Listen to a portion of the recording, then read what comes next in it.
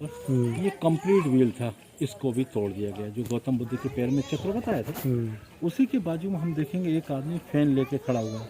जो राजाओं के पास अटेंडेंट होता था, हवा करने वाला, इसको बोलते हैं चवरधारी, है ना। अच्छा, दोनों साइड हम देखेंगे सर, इस साइड का और इस साइड का। ये थोड़ा सा आप उसको फोटो ले लीजिए। इस साइड का टूटा हुआ, इस साइड का कंप्लीट है। इसको बोलते हैं सर त्रिरत्न सिंबल। इसका मीनिंग होता है बुद्धम शरणं गच्छामि, धम्मम और संगम। बौद्धिज्म का एक शुभ चिन्ह है। जैसे आप लोगों ने देखा हिंदू रीजन में क्या हो गया, स्वास्तिक ओम, क्रिश्चियन लोगों में क्रॉस, इस्लाम में आधा चंद्रमा 786। इसी तरह से बौद्धिज्म में इसको शुभ मानते हैं ना। तो वो लोग कोई भी ऐसा धार्मिक कार्य करते थे उस समय इसका मौन यूज़ करते थे, ठीक है। अब इसके बाद फर्स्ट वाले पैनल में हम लोग देखेंगे 5 स्तूप और 2 पेड़। टोटल काउंट करेंगे कितना हो जाएगा, 7। बुद्ध से पहले भी 6 बुद्ध और हुए, लेकिन उन लोगों को पूर्ण ज्ञान नहीं हो पाया, इसलिए वो टोटल फेमस नहीं हो पाए। तो उनके सम्मान के तौर पे उन मानुषी बुद्धों को पहले दिखाया, फिर ये बुद्ध को दिखा दिया, ठीक है। इन स्तूप और पेड़ों वो जो 5 स्तूप, बीच में 3, साइड में 2। हाँ। अच्छा, ये जो घोड़े और घुड़सवार हम लोग देख रहे हैं, देखिएगा इनका बॉडी सिंगल है पर फेस डबल है। एक फेस से घोड़ा और घुड़सवार हमारी तरफ देख रहा है, अभी इसको हम अंदर से देखेंगे, उधर भी देख रहा है। इधर देखना मतलब दुनिया, उधर देखना स्तूप। तो धर्म के हिसाब से दुनिया में चलना, जैसा धर्म बोलेगा वैसा चलना, उसका एक बैलेंस बनाया हुआ है। मिडिल वाले में देखेंगे जगह जगह बॉडी ट्री के प्रे करते दिखाई दे रहा है। थर्ड वाले में एक उनका यात्रा का दृश्य दिखाई दे रहा है। अच्छा, इसमें ये जो राउंड राउंड बना हुआ 6 पट्टियों में, इसके 2 रीजन है सर। पहला रीजन ये है कि बौद्धिज्म कंटिन्यू चलता रहे। दूसरा, ध्यान करने में काफ़ी सहायक होता है। अगर इसके हम लोग सामने बैठ के इसको कंटिन्यू देखेंगे ना, ये ध्यान। अच्छा, दूसरी बात, ये एक रोल है, इसको खोलते जाएंगे, उसमें इस तरह बुद्ध के जीवन की घटनाएं निकलती हैं। करेक्ट। अच्छा, यहाँ हम देखेंगे ये महिला देख रहे हैं, ये जो हाथियों के ऊपर देख रहे हैं। हाँ, इधर इन हाथियों को कौन चला रहा है, महिलाएं चला रही हैं। इधर दोनों कौन तरफ चला रहा है, पुरुष नहीं, इधर पुरुष चला रहे हैं सर। तो उधर महिलाएं, इधर पुरुष। देखिएगा हाथी को चलाने वाले को क्या कहते हैं, महाउत, है ना। तो जब उस समय महिलाएं हाथी चलाती थी, ये सारी चीज़ों में होती थी, आर्मी, पुलिस, पॉलिटिक्स सब में हुआ करती थी। तो जबकि हमारे देश में महिलाओं को पर्दे के अंदर कब से रखने लगे, जब से हमारे देश में मुगल्स आए, है ना। मुगल्स चले गए, फिर उनको समानता का अधिकार पहले भी था और आज भी है ना। पर्दे के अंदर कुछ समय के लिए इनको पर्दे के अंदर कब से रखने लगे, जब से हमारे देश में मुगल्स आए। मुगल्स चले गए, फिर उनको समानता का अधिकार। हाँ, पर्दा प्रथा उनसे ही है। हाँ, मतलब वो वाली पर्दा नहीं, घर के अंदर छुपा के रखना, है ना। अच्छा, यहाँ पे हम देखेंगे एक पेड़ नीचे दिखाई दे रहा है, एक ऊपर दिखाई दे रहा है। बीच में देख रहे हैं कुछ सीढ़ियाँ बनी हुई हैं। हाँ, एक्चुअली क्या होता है सर, इनका नाम सिद्धार्थ कुमार से गौतम बुद्ध कैसे पड़ा। तो क्या रहता है, गौतम बुद्ध के जन्म के 7 दिन बाद इनकी माताजी महामाया देवी खत्म हो जाती हैं। तब ये क्या करती हैं, राजा सिद्धोधन को टेंशन हो गया कि अभी मेरा 7 दिन का बच्चा, इसकी माताजी खत्म हो गई। तो ये सेकंड मैरिज अपनी साली साहिबा से कर लेते हैं, जो गौतम बुद्ध की मौसी माँ। इनका नाम रहता है प्रजापति गौतमी। तो गौतमी से ये गौतम हुए, और जिसे नॉलेज हो जाता है उसे बुद्ध कहते हैं, इसलिए इनका नाम गौतम बुद्ध पड़ा, ठीक है सर। अच्छा, नीचे वाले पैनल में देखेंगे बिल्डिंग से एक रथ को निकलते दिखाई दे रहा है। उस रथ में हम लोग देखेंगे एक आदमी एक छत्र को पकड़े हुए। तो फर्स्ट बार सिद्धार्थ कुमार यानी गौतम बुद्ध, क्या रहता है सर इनका एक्चुअली, कि जिस समय इनकी माताजी महामाया देवी प्रेग्नेंट होती हैं, उस समय क्या होता है सर, एक दिन रात्रि में एक स्वप्न देखती हैं। स्वप्न में क्या देखती हैं, एक वाइट एलिफेंट इनके शरीर में प्रवेश कर जाता, और ये सुबह अपने पति राजा सिद्धोधन को बताती हैं कि मेरे शरीर में वाइट एलिफेंट प्रवेश कर गया। वो अपने गुरुओं को बुलाते हैं, उनसे डिस्कस करते हैं। तो वो लोग बताते हैं कि आपके यहाँ कोई महान आत्मा जन्म लेगी, या तो काफ़ी बड़ा राजा होगा या काफ़ी बड़ा सन्यासी होगा। तो वो क्या करते हैं, इनको एक तरह से घर के अंदर ही रखते हैं, इनकी सारी शिक्षा दीक्षा, और कभी इनको घर से बाहर नहीं जाने दिया। तो क्या रहता है सर, इनकी कम एज में शादी कर देते हैं। इनके एक लड़का भी हो जाता है, इसका नाम राहुल रहता है। तो जब ये फर्स्ट बार नगर भ्रमण के लिए निकलते हैं, तो देखेंगे ऊपर से पब्लिक देख रही है। करेक्ट है। अच्छा, वहाँ पे बुद्ध कहाँ है, जो छत्र पकड़ा हुआ है, मतलब बुद्ध है, मतलब अम्ब्रेला है, है ना। तो इनको कई तरह के लोग मिलते हैं सर, अंधा, लंगड़ा, क्योंकि बड़े बड़े शहरों में हम एक कॉर्नर से दूसरे कॉर्नर तक जाएंगे, हम लोगों को सब तरह के लोग मिलेंगे। तो ये उनका फर्स्ट नगर भ्रमण है। अब थोड़ा सा नजदीक आ जाएंगे, ये जो हम लोग देख रहे हैं, ये गौतम बुद्ध हैं, और ये सारे लोग कौन से ये वाले हैं गौतम बुद्ध, जो ट्री दिख रहा है। हाँ, ट्री। ये सारे लोग शाक्य वंश के लोग हैं। गौतम बुद्ध इनको ज्ञान का उपदेश दे रहे हैं, पर कलाकार ये बोल रहा है कि उस पीरियड भी ऐसे लोग होते थे जो ऐसे माहौल को डिस्टर्ब करते थे। देखेंगे ये बात कर रहे हैं दो आपस लोग में। आपस में बातचीत कर रहे हैं, इसका सुन रहा है, इसका सुना के इसके कान हुई कानाफूसी, मतलब बैक बेंचर्स है ना। अब इधर आ जाएंगे, यहाँ पे आ जाएंगे। जो मैंने बताया था गौतम बुद्ध के पैर में इस तरह का चक्र था, है ना जी। ये गौतम बुद्ध के पैर दिखाई दे रहा है। ये सारे नेकलेस सर आज हम लोग टीवी एड में कहीं कल्याणी ज्वेलर्स, कहीं तनिष्क, उनका साहब नया डिजाइन आ गया, लेकिन नहीं, 2100 साल पहले लोग इनको यूज कर चुके हैं। हर एक की डिजाइन देखेंगे अलग, इसमें सेम कोई नहीं है ना जी, सब अलग पैटर्न है। हाँ, एक कलाकार ने अपनी कल्पना के आधार पर बुद्ध को दिखा दिए गए। ये उनके पैर दिखा दिए और वो त्रिरत्न से उनका सर दिखा दिया, मतलब लाठी बुद्ध, है ना जी। अच्छा, जो मैंने कहा था जिन लोगों ने ये पत्थर दान में दिए, उन सभी लोगों के इन पत्थरों पर नाम लिखे हुए हैं। लिपि ब्राह्मी में बोलेंगे तो पाली, इन दानदाताओं का नाम लिखा हुआ है ना। अब यहाँ आ जाइए,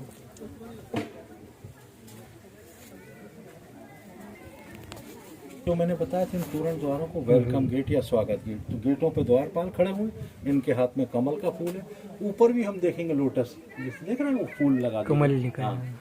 अच्छा, यहाँ हम देखेंगे ये भी बुद्ध है और ये भी बुद्ध है। जब ये अपने नगर पहुँचते हैं, ज्ञान की प्राप्ति के बाद अपने नगर के बाजू के नगरों में पहुँचते हैं, लोगों को ज्ञान का उपदेश देने, तो इनके पिताजी को पता लग जाता है कि मेरा बेटा लोगों को ज्ञान का उपदेश देने आ रहा है। तो इनके पिताजी भी इनसे मिलने पहुँच जाते हैं। तो ये देखेंगे ये राजा सिद्धोधन है। हम लोग कैसे पहचानेंगे ये राजा? देख रहे हैं ये छत्र राजा का छत्र है। जब ये देखते, अच्छा उसी समय कुछ ऐसे लोग भी पहुँच जाते हैं जो इनकी अफवाहें उड़ाते हैं, क्योंकि दुनिया में सब तरह के लोग होते हैं। उन्होंने कहा साहब ये गौतम बुद्ध हमको गुमराह कर रहा है, इनको नॉलेज नहीं हुआ। तब इन्होंने एक चमत्कार दिखाया, आकाश मार्ग में चल के दिखाया। देखेंगे यक्षकिन लोग फूल मालाएं डाल रहे हैं, ये बुद्ध ने दिखाया था। तब ये इनका यही सीन, जब इनके पिताजी राजा सिद्धोधन देखते हैं कि अभी ये मेरा बेटा नहीं रहा, ये बुद्ध हो गया, उसको पूर्ण ज्ञान हो गया, तो अपने ही पुत्र को प्रणाम करते हैं। लेकिन हाथ जोड़े खड़े हुए। ऊपर देखेंगे ये वैशाली चमत्कार। इसमें क्या होता है, गौतम बुद्ध वैशाली नगर में गांव के बाहर बैठे रहते थे, लोग आते इनको खाना पीना, फल फ्रूट्स वगैरह देते थे, ये बदले में उनको ज्ञान का उपदेश दिया करते थे। पर वहीं एक बंदर रहा करता था, वो परडे देखता था कि लोग रोज आते हैं, बुद्ध को कोई कुछ देता, कोई कुछ देता, मुझे भी इनको कुछ देना चाहिए। ये क्या करता है, जंगल जाता, वहाँ से पलाश के पत्ते तोड़ता और उसकी एक बाउल बनाता और उसमें हनी लेके आता। लेकिन ले जाते समय ये बंदर ये सोचता है यार मैं एक बंदर हूँ, पता नहीं बुद्ध मुझसे भेंट लेंगे नहीं लेंगे, लेकिन ये फिर भी उनको हनी देता है। जब बुद्ध उससे हनी ले लेते हैं, बंदर को बहुत खुशी होती है कि बुद्ध ने मेरी भेंट स्वीकार की। उसी खुशी में सेम बंदर पीछे झूम रहा है कि मेरी भेंट स्वीकार की। ये कहाँ पे दिखाया था? वैशाली में। ऊपर हम देखेंगे जब अशोक का बेटा और बेटी ने विदेशों में बहुत धर्म फैला दिया, तो देखेंगे विदेशियों द्वारा स्तूप की पूजा। देख रहे हैं सबके चेहरे और पहनावा, सबका पहनावा अलग है, सबकी टोपी अलग है। टोपी अलग है। तो मतलब ये पता लगता है कि 2100 साल पहले विदेशों में बहुत धर्म फैल गया था। अब यहाँ आ जाएंगे, ये दो शब्द यहाँ आ जाएंगे सर, ये दो शब्द, ये दा ना अम, पहले से आदमी का नाम लिखा हुआ, लास्ट में दानम दानम, मतलब इसके द्वारा दान दिया। ठीक है, अब यहाँ आ जाएंगे। ये जो देख रहे हैं ईसा के बाद 5th century AD, Gupta period, जैसा हमारे यहाँ गोल्डन पीरियड भी कहा गया, जिसमें सोने के सिक्के चलते थे। तो उस समय ये चारों द्वारों पे 4 मूर्तियां लगाई गई, चारों द्वारों पे 4 मूर्तियां लगाई गई। ये जो तोड़ फोड़ हुई है, इसके विषय में सर अलग अलग रीजन है। कुछ लोगों का मानना है कि मुगल पीरियड में तोड़ी गई है, कुछ लोगों का ऐसा है कि 500 सालों तक जब ये जंगल में रहा तो कोई भी लोग तोड़ फोड़ के चले गए। यहाँ देख रहे हैं एक पिलर ये लगा हुआ है, इस तरह के 3 पिलर और लगे हुए थे, ये इसके ऊपर शेड रखा हुआ है ना जी, ये पिलर के बेस। हाँ, ये पिलर का जैसे वो लगा ना इस तरह के।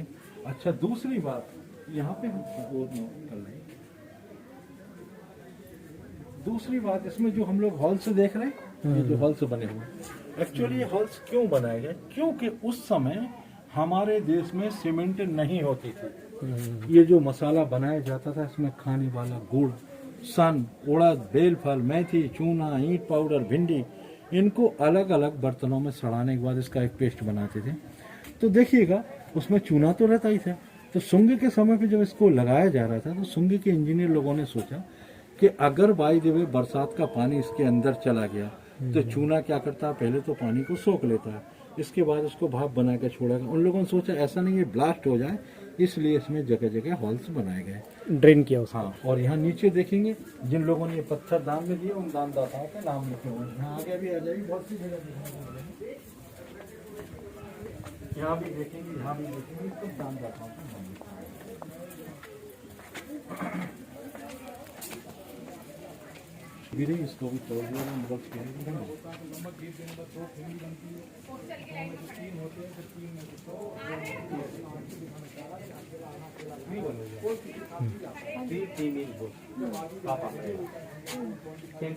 चलो हम लोग सामने से देखेंगे फिर यहाँ जाएं। ये बुद्ध की पूजा करते हैं। नीचे महल में देखे बालकनी में यहाँ पे आ जाए।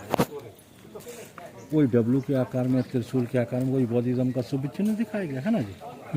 अच्छा, फर्स्ट वाले में वही 5 स्तूप और 2 पेड़, टोटल काउंट करेंगे कितना हो जाएगा 7, है ना।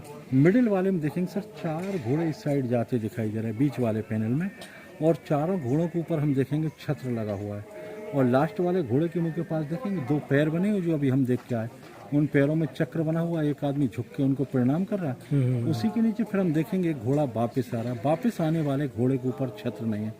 तो क्या रहता है सर, अर्धरात्रि में सिद्धार्थ कुमार यानी गौतम बुद्ध अपने बीवी बच्चे महल वगैरह सब कुछ छोड़ के जिस समय फॉरेस्ट जाते हैं उस समय का सीन है। जब तक ये घोड़े के ऊपर है तब तक उसके ऊपर छत्र लगा दिया, और जैसे ही उतर के जाने लगे वो फुटप्रिंट दिखा दिया, और जो ऐसे झुक के प्रणाम कर रहा है ये कौन है, उनका सारथी रथ को चलाने वाला, इसका क्या नाम है, छन्नक। और इसी के पीछे जो घोड़ा वापस आ रहा है इस घोड़े का नाम है कंटक, क्योंकि इसके ऊपर से रथ को छत्र को हटा लिया, अब इस पे कोई सवार नहीं, तो यहाँ पे गौतम बुद्ध का गृह त्याग। ठीक है, अभी थर्ड वाले में देखेंगे बीच में एक ट्री दिखाई दे रही, ये ट्री कौन सी है, बौद्ध गया की। इस ट्री के नीचे ही गौतम बुद्ध को ज्ञान की प्राप्ति हुई थी। उसी ट्री की प्रे करने के लिए सम्राट अशोक, देवी विदिशा, लड़का माहिन तीनों देखेंगे एक हाथी से उतर रहे हैं, पीछे उनकी सैनिक दिखाई दे रहा है। और इधर हम देखेंगे ट्री के साइड जो हाथी से उतर रहे सम्राट अशोक, देवी विदिशा, लड़का महेंद्र। अच्छा, इधर हम देखेंगे ये बौद्ध गया के लोग दिखाई दे रहा है जो अपने राजा के आगमन पे स्वागत के लिए खड़े, देखेंगे तरह तरह के उपहार बैंड वगैरह। और ये जो सामने लेडी देख रहे हैं इसको बोलते हैं आम्रपाली, जो आम के पेड़ से लटकी हुई। अभी यहाँ आ जाए,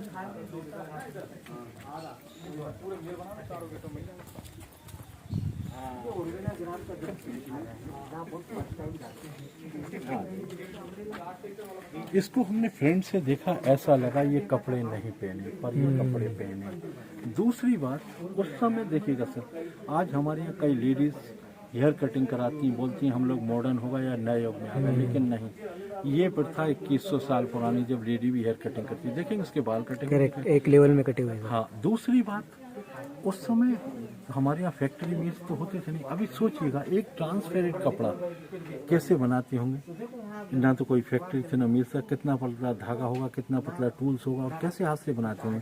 जबकि इसको हमने फ्रेंड से देखा, ऐसा लगा ये कपड़े नहीं पहने, पर देखेंगे कपड़े पहने। कौन सा, जो हमारे यहाँ काष्ठा वाली धोती होती है वो धोती पहने दिखाई दे रही है ना।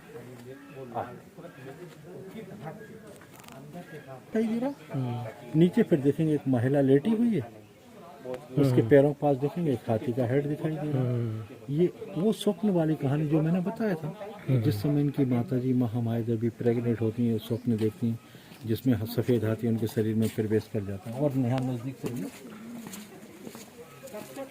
यहाँ हम देखेंगे, है ना। अच्छा देखिएगा मैम, उस हाथी को इस तरह से दिखाया जैसे उसके पैर जमीन पे नहीं दिखाए, हवा में, है ना, मतलब सपने में। हाँ, और यहाँ पे ये लोग डिस्कस कर रहे हैं, ये अपने गुरुओं से बुला के पूछते हैं, तो वो लोग बताते हैं कि आपके यहाँ कोई महान आत्मा जन्म लेगी, या तो काफ़ी बड़ा राजा या काफ़ी बड़ा सन्यासी, है ना। अच्छा, ये जो दिखाई दे रहा है एक कपिल वस्तु फोर्ड है।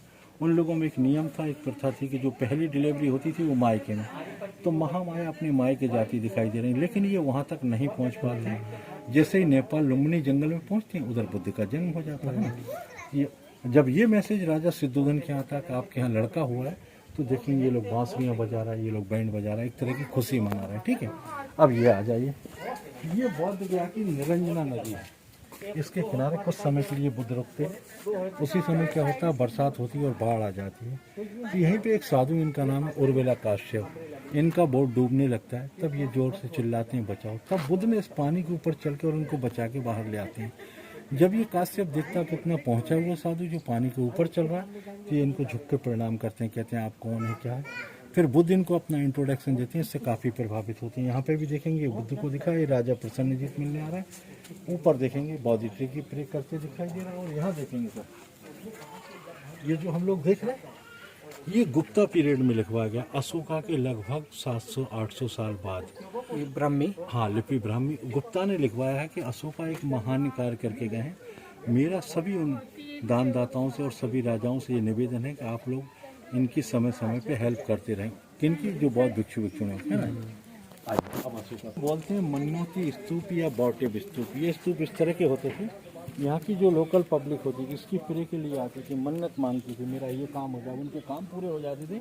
इस तरह के बना के दान स्वरूप रख जाते। इसमें देखेंगे किसी में बुद्ध का मूर्ति बना हुआ है, किसी में सिंबल बना हुआ है ना।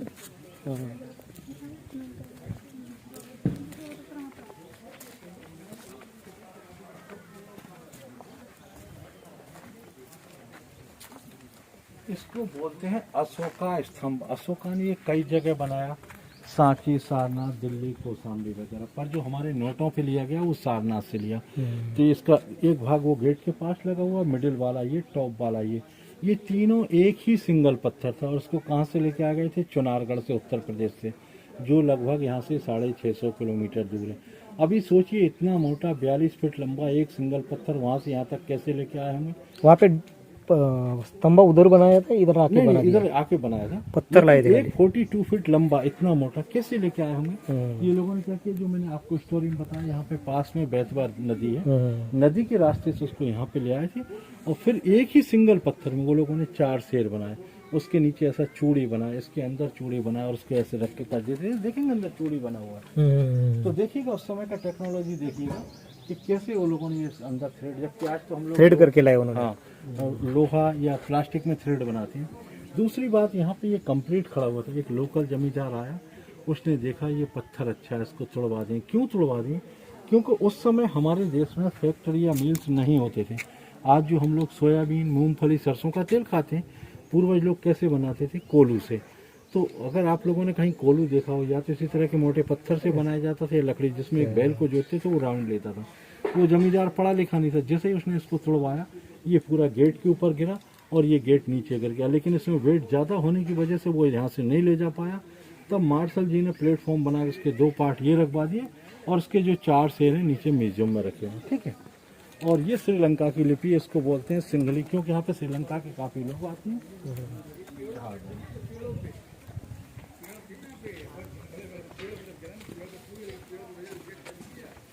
ये जो मंदिर हम लोग देखने जा रहे हैं, ये गुप्ता पीरियड का, चंद्रगुप्त विक्रमादित्य सेकंड ने ये 1500 साल पहले इस तरह के मंदिर बनाए जाते थे। ना इनके ऊपर शिखर होता था, ना कलश होता था ना। अब यहाँ आ जाइए, यहाँ पे अंदर गौतम बुद्ध की मूर्ति लगाई गई, यहाँ पे गंगा नदी, यहाँ पे यमुना की।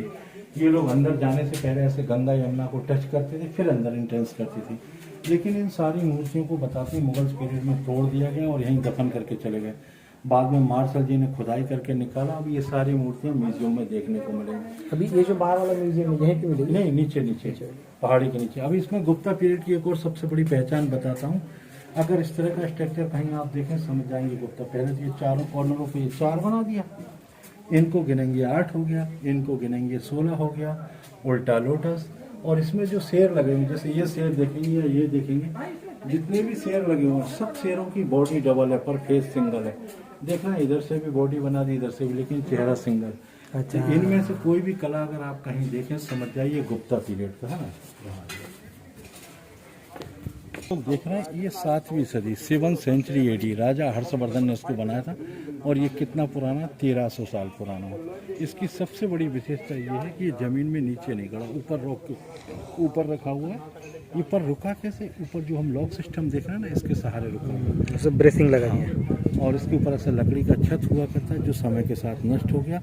यहाँ पे टीचर्स बैठ के अपने स्टूडेंट्सों को बौद्धिज्म की शिक्षा देते थे। और जो सामने है वो स्टेज, इसके ऊपर गुरुजी बैठा। अब यहाँ देखेंगे, इसमें सेंटर में एक महिला खड़ी, उसके दोनों साइड देखेंगे 2 हाथी दिखाई दे रहे हैं। देखने से ऐसा लगता है कि ये गज्ज लक्ष्मी हो, पर ये गज्ज लक्ष्मी नहीं, बुद्ध की मदर है, महामाया देवी। जिस समय ये प्रेग्नेंट होती थी, उस समय क्या होता था, इन लोगों में एक नियम था, एक प्रथा थी कि प्रेग्नेंट महिला को कमल के फूल के ऊपर खड़ा करके हाथी की सूंड में दूध डाल के उसको स्नान कराते थे। उन लोगों का ऐसा मानना था, ऐसा करने से होने वाला बच्चा सुंदर और बुद्धिमान होगा। ठीक है। मिडिल वाले में देखेंगे, जैसा कि मैंने बताया था, बुद्ध के मरने के बाद उनके 8 स्तूप बना दिए जाते हैं। इनमें से 7 को अशोका खोल लेता है। लेकिन जब ये 8वां स्तूप खोलने जाता है, ये कहाँ पे रहता है? नेपाल में, रामग्राम करके एक साइड है। वहाँ पे उस समय सारे नागा जाति के लोग रहते थे। वो लोगों ने अशोका को मना कर दिया कि स्तूप को मैं नहीं खोलने दूंगा। क्यों?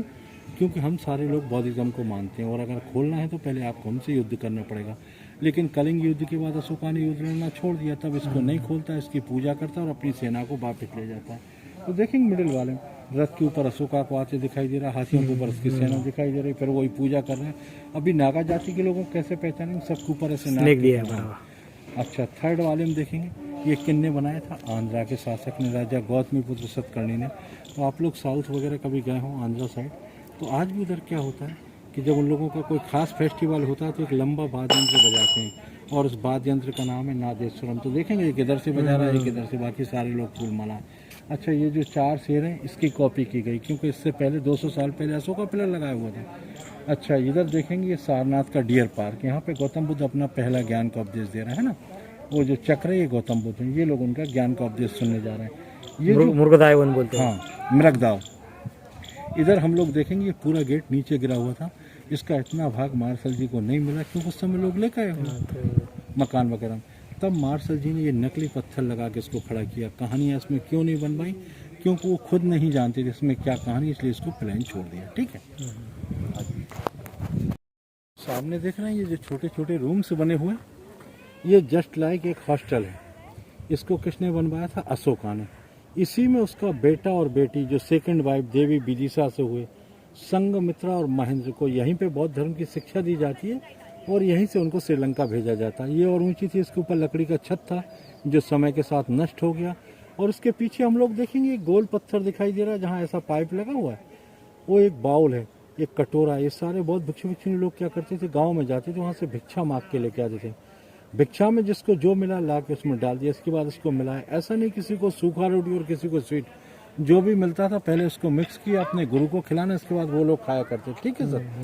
ये जो टैंक देख रहे हैं इसका डबल उपयोग हो, इसके सारे पत्थर अशोका ने इसमें लगवा दिए और ये टैंक बन गया, वही रेन वाटर हार्वेस्टिंग। ये जो रोड गया यहाँ से आधा किलोमीटर दूर एक और स्तूप बना हुआ है, स्तूप नंबर 2, जिसमें 10 बौद्ध गुरुओं की अस्थि रख के उसको 2nd सेंचुरी BC में बनाया गया। उसमें गेट वगैरह नहीं, इससे काफ़ी छोटा, सिर्फ एक रेलिंग लगा हुआ है। ठीक है, अब यहाँ आ जाइए। ये जो गेट है इसके सबसे ऊपर वाले पैनल में तो हम लोग देखेंगे 3 स्तूप और 4 पेड़, टोटल काउंट करेंगे वही 7 हो जाएंगे। मिडिल वाले में देखेंगे ये चक्र देख रहे हैं, ये डियर पार्क सारनाथ, यहाँ पे बुद्ध अपना पहला ज्ञान का उपदेश दे रहे हैं। थर्ड वाले में एक जातक कथा, इसका नाम है छदंत जातक कथा। एक बार गौतम बुद्ध 6 दांतों वाले हाथी बनते हैं। अच्छा, ये जो 4 मोटे मोटे आदमी देखिएगा, बहुत सुंदर कहानी। चारों के ऊपर हम देखेंगे गेट का वेट सेम रखा हुआ है। चारों आदमी इस गेट को 4 तरह से उठा रहा है। इसमें एक आदमी रो रहा है, एक आदमी हंस रहा है, एक आदमी सामान्य, एक आदमी काफी नाराज। 4 मुद्राओं में दिख रहा है। तो लोगों का ये मानना है कि हम सब के ऊपर ये जीवन रूपी वेट सेम रखा हुआ है। ये वेट तो आपको उठाना पड़ेगा, जिंदगी तो जीनी पड़ेगी, चाहे आप रो के जिए, चाहे हंस के, चाहे नाराज होकर, सामान्य तरीका। दूसरी बात, इसमें जो उस साइड वाला हंसता हुआ है, इसको चाइना वाले चाइना ले जाते हैं और लाफिंग बुद्धा बना के आज हम लोगों को बेच रहे हैं, वो यहाँ से लिया गया। ठीक है, इधर हम देखेंगे एक फिर उनकी जातक कथा, इसका नाम है महाकपि जातिका। यहाँ आ जाएंगे। एक बार क्या होता है, गौतम बुद्ध बंदर होते हैं और ये सारे बंदरों के लीडर होते हैं। छोटे मोटे राजा के आमों के फल खाने पहुँच जाते हैं। जब उसको पता लगता है कि बंदर लोग बगीचा को नष्ट कर रहे हैं, वो अपनी सेना के साथ में आता है और कहता है इन सारे बंदरों को मारो, यहाँ से भगाओ। इधर महाकपि सोचते हैं कि मेरे सारे साथी मारे जाएंगे। तब इन्होंने एक चमत्कार दिखाया, नदी के ऊपर ब्रिज बन जाते हैं। अपने साथी से बोले तुम लोग मेरी बॉडी से निकल के साइड छुप जाओ। तो देखेंगे एक बंदर ब्रिज बना हुआ है, नीचे से नदी निकली हुई, सारे साथी निकल जाते हैं, पर इनका एक साथी रहता है। वो सोचता है ये टाइमिंग अच्छा, अगर इस समय मैं इस महाकपि को मार देता हूँ तो इसकी जगह सारे बंदरों का लीडर मैं बन जाऊँगा। लास्ट में वो निकलता है, जंप करता हुआ निकलता है, ये धड़ से नीचे गिरते हैं, यहाँ से सीना पड़ जाता है। राजा देखते रहता है, कहता है ये तो महान बंदर को उठाती है, पानी सानी पिलाते हैं। तो देखेंगे उसी पेड़ के नीचे एक मोटा आदमी और एक बंदर बैठा हुआ है, ये यहाँ पे मर जाते हैं। तब राजा इनका राष्ट्रीय सम्मान के साथ दाह संस्कार करवाता। यहाँ दोनों जगह बौद्ध ट्री की प्रे करते दिखाई दे रहा है। वहाँ हम देखेंगे आमोद प्रमोद के दृश्य दिखाई दे रहे हैं। यहाँ पे ये पूरा गेट ये भी नीचे गिरा हुआ था, इतना भाग मार्शल जी को नहीं मिला, तब उन्होंने नकली पत्थर लगा के इसको खड़ा किया। अच्छा, ये तो डेकोरेशन पर्पज है। अच्छा, ये है वो स्तूप नंबर 3। इसकी अस्थियां जो मैंने कहानी में बताया था कि वो लोग लंदन ले गए थे, बाद में नेहरू जी ने ला के उसमें रख दी गई। जो गेट के बाहर जो विहार देख रहे हैं हम लोग, उसमें उनके शिष्य सारीपुत्र और महामुगलान की अस्थियां रखी हुई। अभी ये स्तूप खाली है, इसके अंदर गौतम बुद्ध की अस्थियां हैं।